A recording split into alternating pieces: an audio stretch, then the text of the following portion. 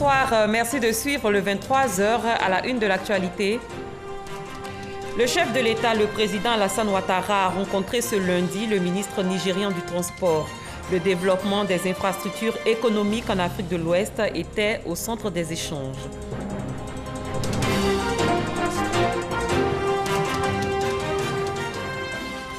Nous nous intéresserons à la 8e réunion annuelle des acteurs de la lutte contre le travail des enfants. La rencontre s'est ouverte ce mardi en présence de la première dame Dominique Ouattara sous le thème « Intensifier les bonnes pratiques pour lutter contre le travail des enfants dans la cacaoculture en Côte d'Ivoire et au Ghana ». Le dossier Eco-Plus table sur les zones industrielles. Depuis quelque temps, on constate la présence illégale d'habitations à proximité de ces zones.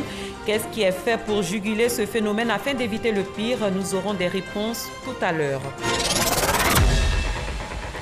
Bienvenue pour cette demi-heure d'information. Direction le palais présidentiel où le chef de l'État Alassane Ouattara s'est entretenu hier avec le ministre nigérien des Transports Mahamadou Karidjo. Les échanges ont porté sur le développement des infrastructures économiques en Afrique de l'Ouest. À Ouattouri.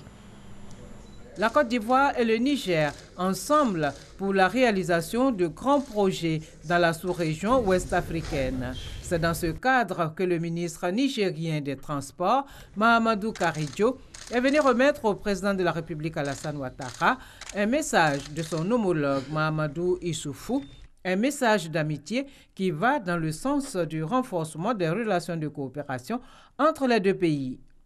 Nous avons échangé sur les engagements des deux présidents à rapprocher les peuples, à soutenir des projets intégrateurs qui vont permettre à nos deux pays de mieux faciliter le commerce et la circulation des personnes. Ensuite, nous avons échangé sur les possibilités pour consolider, réhabiliter et prolonger les voies de communication, notamment les chemins de fer entre les différents pays de la sous-région. La réhabilitation et le prolongement du chemin de fer Abidjan-Ouagadougou constitue l'un des grands projets structurants que les dirigeants de l'Afrique de l'Ouest entendent mettre en œuvre. Le palais des congrès du Sofitel Hôtel Ivoire a abrité hier l'Assemblée générale constitutive du RHDP. Ce rendez-vous a vu la mobilisation de dizaines de milliers de militants et sympathisants. L'ordre et la sécurité étaient également de mise au cours de cette importante rencontre, comme nous l'expliquent Ahmed Traoré et Abou Sanougou. Ils étaient nombreux à effectuer le déplacement au Sofitel Hôtel Ivoire pour participer à l'Assemblée générale constitutive du RHDP, le rassemblement des oufouettistes pour la démocratie et la paix. Ils sont venus aussi bien de communes du district d'Abidjan que des villes de l'intérieur du pays. De l'hôtel communal de Cocody au Sofitel Hôtel Ivoire, la mobilisation était totale. Le président du comité d'organisation d'Amabik Togo veille ici à ce que tout se déroule sans accroc. Au plan sécuritaire, la police nationale et des autres forces maintiennent l'ordre. Les contrôles aux entrées sont assurés. D'abord, on est passé de 10 000 participants à 20 000. Et vous vous rendez compte comment la mobilisation est totale. Aujourd'hui, lorsqu'on essaie d'estimer ceux qui sont là, on part facilement à 70, 75 000, voire 80 000. Parce que quitter d'ici jusqu'au carrefour Saint-Jean, eh bien, c'est bourré de monde. Difficile ailleurs d'avoir accès à la salle. À l'intérieur du palais de congrès, archi-com, difficile de se frayer un passage. Les militants du RHDP ont fortement répondu à l'appel des organisateurs, ceux pour exprimer leur adhésion au RHDP unifié. Le RHDP n'est pas forcément des enfants nés des partis qui constituent aujourd'hui le RHDP. Même ceux qui sont en périphérie de ces partis qui s'unissent aujourd'hui ont leur place dans ce grand bloc. Le RHDP, c'est l'unité nationale. Le RHDP, c'est une autre forme de réconciliation nationale également. Donc pour nous, c'est une très très bonne chose et on est heureux d'accélérer la mise en place des structures du RHDP. Nous sommes donc là pour apporter notre soutien total, indéfectible, au président Alassane Ouattara et à tous les partis membres du RHDP, pour que véritablement ce parti puisse voir le jour et contribuer à continuer à stabiliser la Côte d'Ivoire au plan économique et au plan social. Plusieurs têtes couronnées ont participé à cette Assemblée générale constitutive. De même que tous les partis politiques concernés. Dans la grande salle du Palais de Congrès du Sofitel Hôtel Ivoire, l'ambiance était entretenue par des artistes de renom.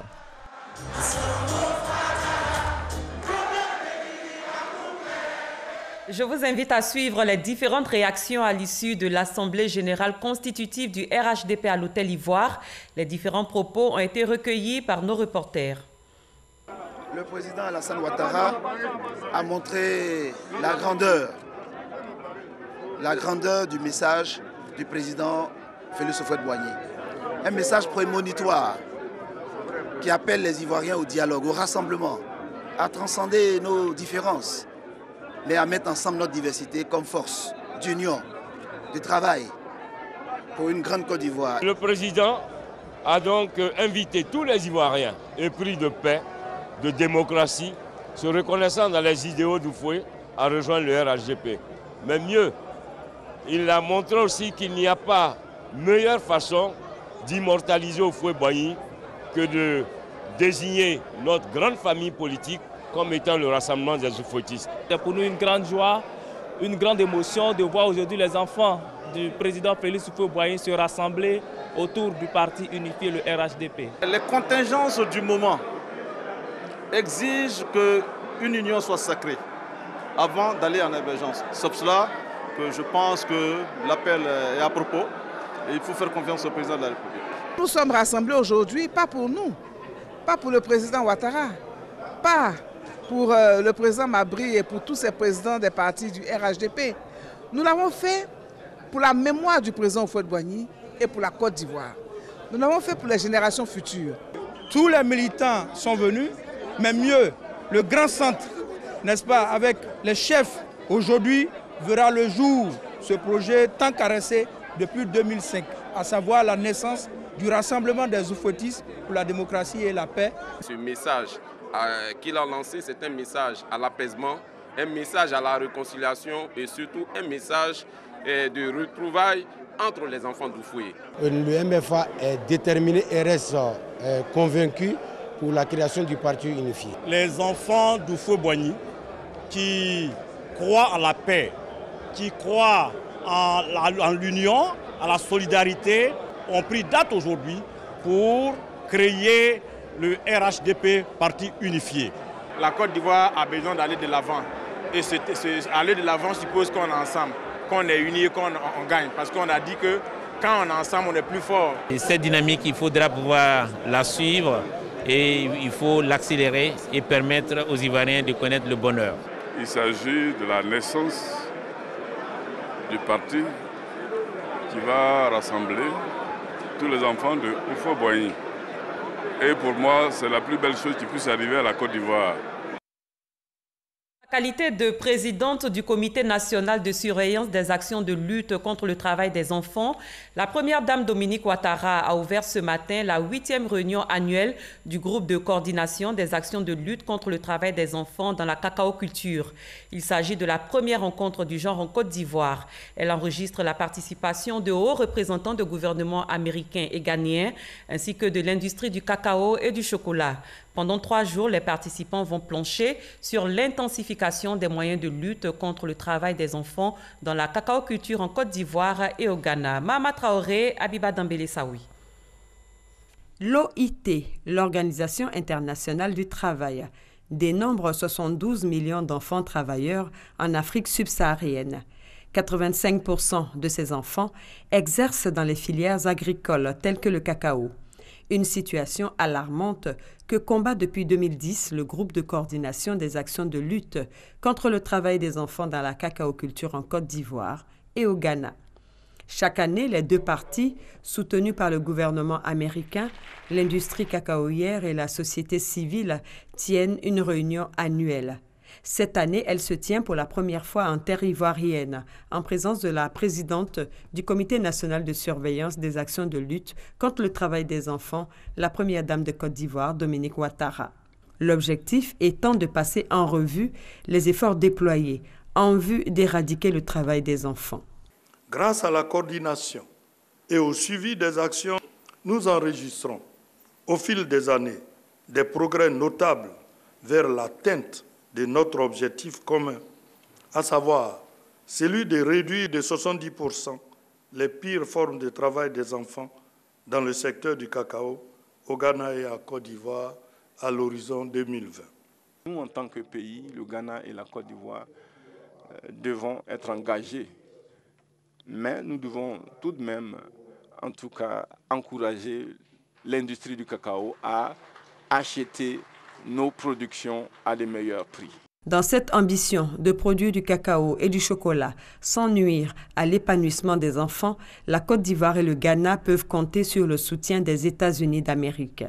Près de 7 milliards de francs CFA consentis par le gouvernement américain pour financer des actions de lutte. Un geste salué par la première dame de Côte d'Ivoire, Dominique Ouattara.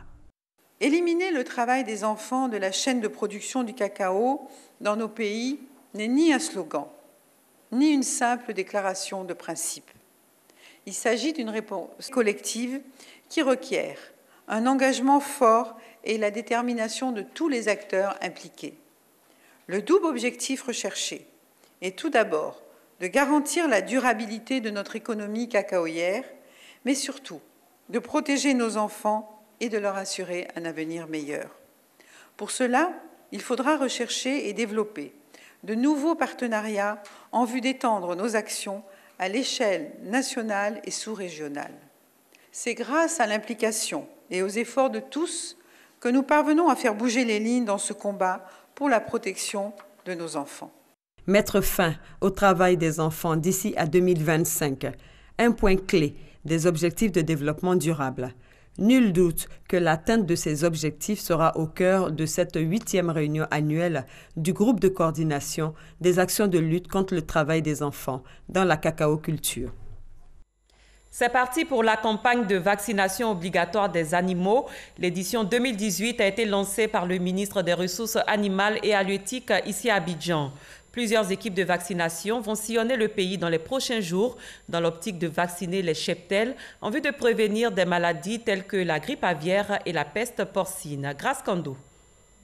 Depuis décembre 2016, aucun cas de grippe aviaire n'a été constaté en Côte d'Ivoire. Le dernier cas de peste porcine en Côte d'Ivoire a été enregistré et maîtrisé en septembre 2017 à Fès-Kédougou. L'enjeu aujourd'hui pour le ministère des Ressources animales et halieutiques est de prévenir, sinon d'éviter ces maladies animales aux conséquences dramatiques pour les éleveurs et au-delà pour l'économie ivoirienne. Mais cela passe par un meilleur suivi vétérinaire des animaux.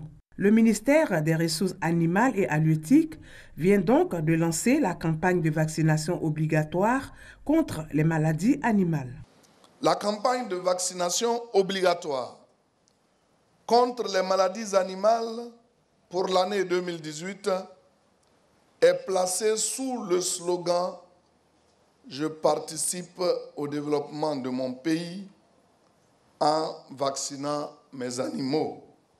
Chers éleveurs, je vous demande de présenter vos animaux et tous vos troupeaux aux agents vaccinateurs, car il y va non seulement de leur santé, mais aussi de celle des populations humaines et particulièrement de l'amélioration de vos revenus. Cette campagne de vaccination obligatoire concerne les bovins, les ovins, les caprins, les petits ruminants et les volailles. Pour la réussite de l'opération, les vétérinaires et agents vaccinateurs ont reçu du matériel roulant et des kits de vaccination.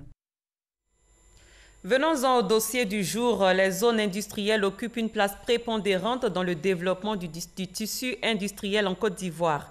Mais depuis plusieurs années, la pression démographique et foncière a favorisé la présence illégale d'habitations à proximité de ces zones. Que fait le gouvernement pour freiner ce phénomène?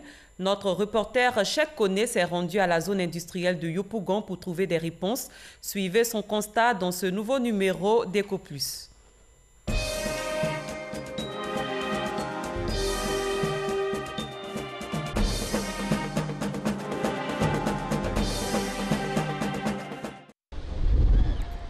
Un incendie d'une rare intensité, une usine de peinture ravagée par les flammes. Pas de perte en vie humaine, mais plusieurs commerces et habitations à proximité partis en fumée. Ce drame est survenu en décembre 2017 dans une zone industrielle au sud du district d'Abidjan. Quelques mois avant, c'était une usine de fabrication de bitume. Les ménages, tous détruits. Une situation qui met au grand jour la question des habitations à proximité des zones industrielles. Yopougon, la commune abrite la plus grande zone industrielle du pays. Superficie 645 hectares. Mais 23% de cet espace est occupé par des habitations surtout précaires. Un phénomène qui prend de l'ampleur avec des populations riveraines qui côtoient en permanence le danger. Aristide, Yves et Jean-Jacques sont des leaders d'associations de jeunesse dans le quartier de Mikao à Yopougon. Un quartier d'environ 5000 âmes à proximité de la zone industrielle de Yopougon. Mais voilà maintenant plusieurs années que ces jeunes se battent pour éviter le pire. Les soirs, quand on dort, par moments, on a des odeurs suffocantes qui arrivent jusqu'à nous. Et même, on a l'impression que c'est dans ces usines-là que nous vivons. Non loin de là, dans le quartier d'Andokwa, c'est la situation inverse. Malgré le déclassement de ce site pour cause d'utilité publique, des unités industrielles continuent d'y exercer depuis une vingtaine d'années. Cette série nous cause assez de dégâts comme quoi les maisons qui ont été construites aujourd'hui sont fissurées. Le déchargement des billes de bois fait que les murs n'arrivent pas à tenir. Quand il pleut, c'est le com, on n'arrive pas à passer. La voie est complètement barrée. Cet opérateur n'a pas eu d'affectation officielle de l'État pour s'installer donc et travailler dans ces conditions. C'est une zone qui initialement était dédiée à une zone d'activité artisanale. Donc la plupart de tous ces autres opérateurs qui sont venus s'installer n'ont pas forcément respecté la procédure, si bien qu'ils ne sont même pas identifiés. Déchets industriels, odeurs nauséabondes, cadre de vie insalubre, tel est le quotidien des populations riveraines. S'il y avait peut-être des experts pour nous indiquer que les maux dont les habitants souffrent étaient liés à tout ce qui est fait à côté, on serait plus rassuré, sinon plus renseigné sur l'origine des problèmes que nous avons au niveau de notre santé ici. Quand les populations se plaignent, on se rend sur les lieux et on regarde si effectivement la plainte est avérée. Au cas par cas, on analyse. On appelle l'opérateur, on le convoque ici. Deux fois même, on prend un arrêté d'interdiction ou bien d'arrêt des activités.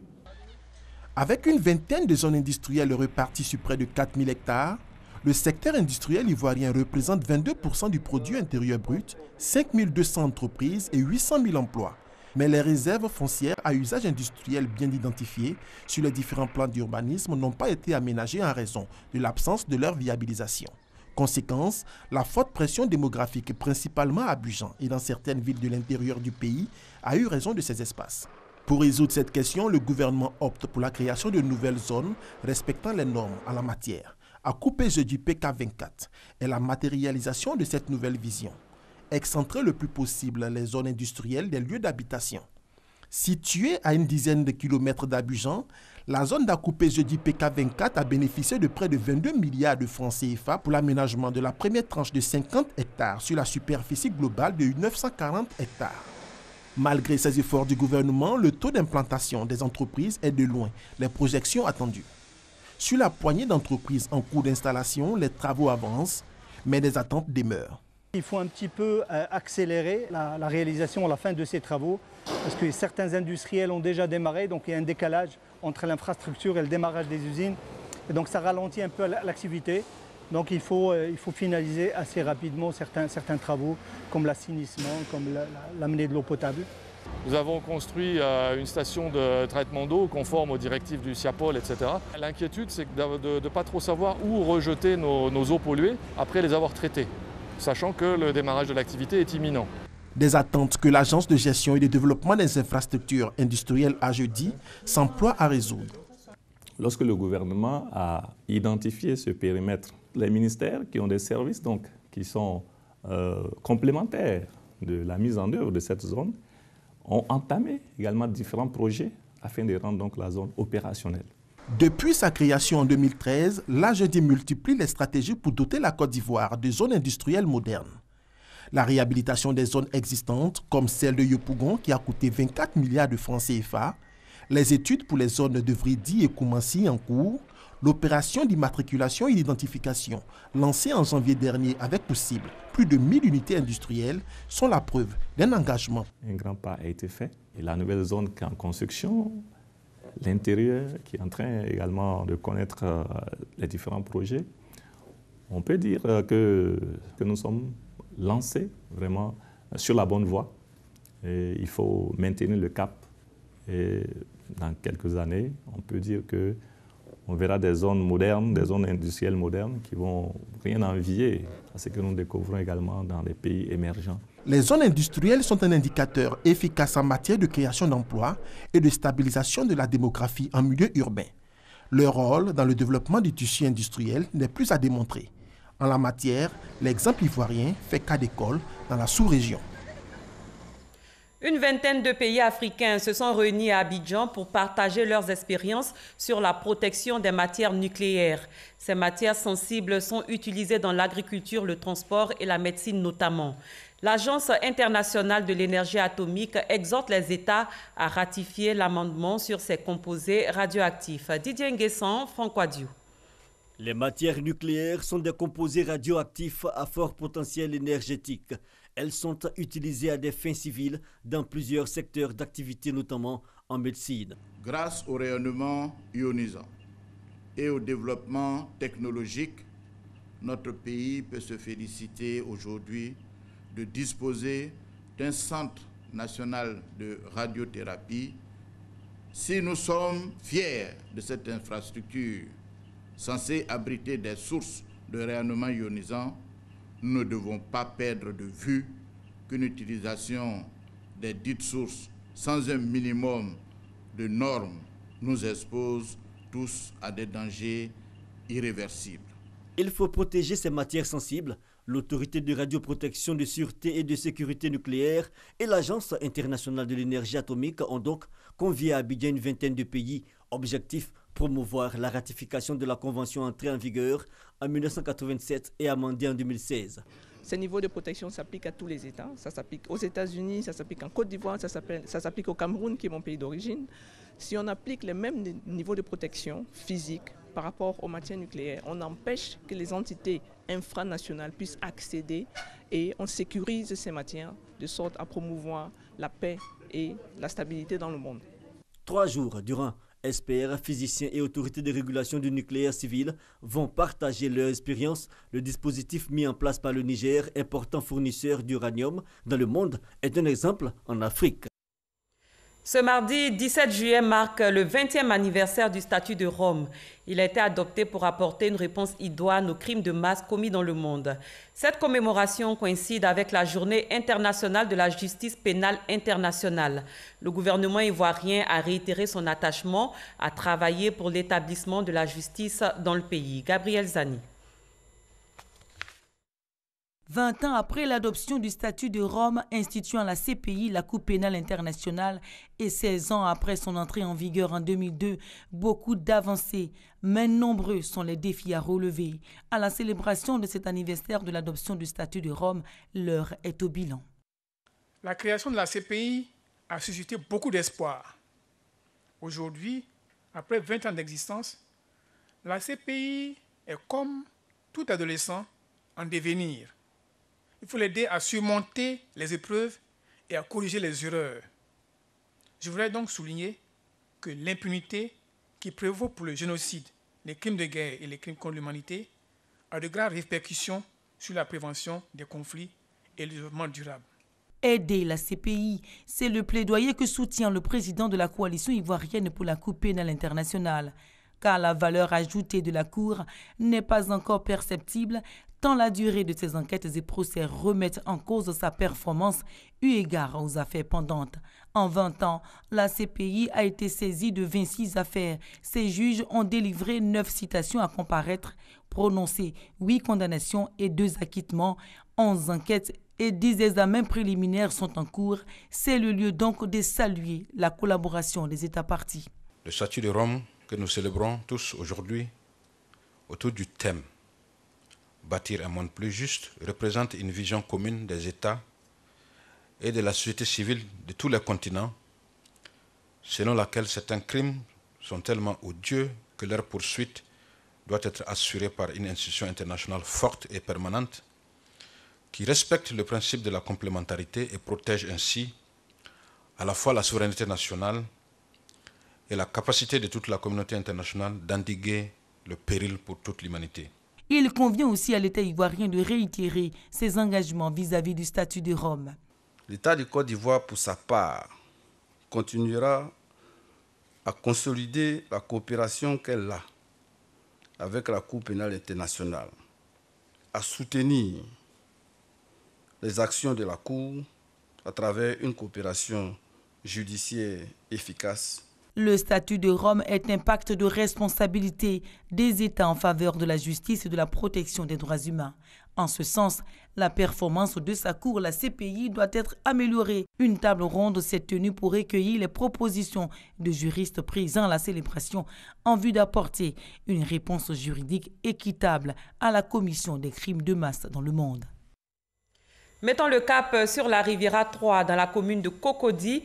L'immeuble abritant le supermarché Orca Déco, des magasins et des habitations a été détruit lundi. Sa démolition découle de la volonté du gouvernement de libérer les points de passage de l'eau afin d'éviter de nouveaux drames en cette saison pluvieuse. On en sait plus avec Issaïou. Ce lundi, à Cocody, Carrefour Riviera 3, 9 kilos, des machines ont détruit le bâtiment abritant un supermarché, des magasins et des habitations qui détournaient les eaux de pluie de leur trajectoire. Nous sommes dans un bassin d'orage. Le bassin de... Ce que vous voyez là, il y a eu du remblai. Et après le remblai, on a un bassin de retenue d'eau. Alors tout ce travail-là, c'est pour permettre à l'eau de pouvoir être retenue ici avant d'être évacuée, pour éviter qu'il y ait encore des dégâts que nous avons connus ici à Labra. Dame Kouadio habitait juste derrière ce bâtiment au moment des inondations. Elle et ses enfants ont eu la vie sauve grâce à un voisin. Aujourd'hui, à Benjerville, avec sa progéniture, elle salue la mesure du gouvernement. Le bâtiment est posé complètement sur un grand caniveau que j'ai vu de mes yeux depuis ma jeunesse. Vraiment, c'est un bon travail. Ce matin, je suis heureuse. Non, on est délivré. Moi, je suis d'accord pour cette destruction. Même satisfaction au niveau des populations vivant dans le secteur. L'eau connaît son passage. Hein? Voilà. Depuis l'arrivée de ce bâtiment, ils ont réduit le ravin. Donc, ils ont pris une partie pour agrandir leur espace, pour pouvoir construire le bâtiment. Ils ont réduit le ravin à un petit caniveau. C'est ce qui crée tout le problème que vous voyez ici. Ça devait se faire plus tôt. Après la démolition du bâtiment, des travaux d'assainissement vont être réalisés afin de permettre aux eaux de ruissellement, après de fortes averses, d'atteindre ce caniveau pour évacuation. L'enseignement confessionnel islamique en Côte d'Ivoire se structure de plus en plus et plusieurs avancées telles que l'uniformisation des programmes scolaires et la reconnaissance par le ministère de l'Éducation nationale ont été depuis observées. Ces informations ont été données au cours de la célébration des 50 ans de l'école confessionnelle islamique El Fala de Bondoukou. Patricia Omouetia.